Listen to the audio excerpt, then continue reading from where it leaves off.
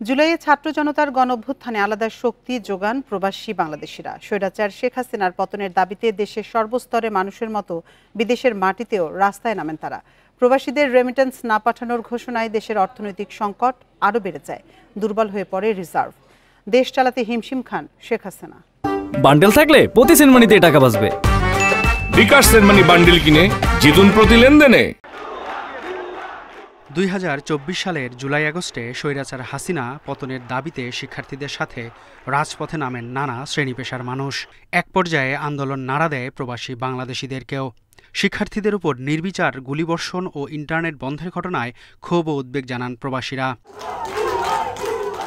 London, new York, দোহা, Rome, Toronto ও Jeddah থেকে শুরু করে মধ্যপ্রাচ্য ও ইউরোপের বিভিন্ন শহরে প্রতিবাদে নামেন প্রবাসীরা।